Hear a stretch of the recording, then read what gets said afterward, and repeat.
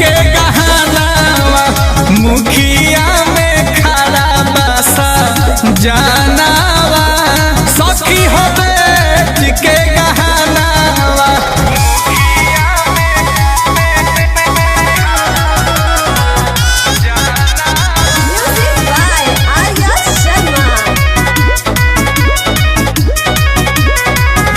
गाँव घर के साटो तारे बाटो तारे पाराचा कहले बलनु आयो सो हमारे बाटे चाराचा यही से करिले खराचा। गाँव घर के साटो तारे बाटो तारे पाराचा कहले बलनु आयो सो हमारे चाराचा यही से करिले खराचा।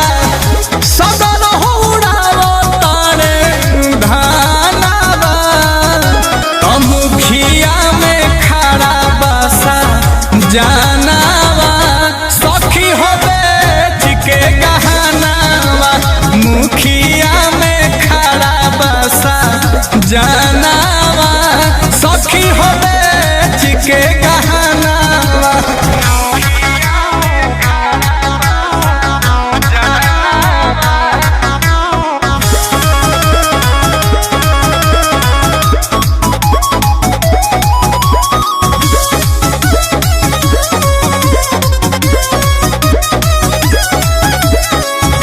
पिया नील कमल जमल रही ते समिति में ले ले बाड़े रिक्स फिक्स नहीं खेरा राजनीति में सलाह नहीं कैले कमिटी में।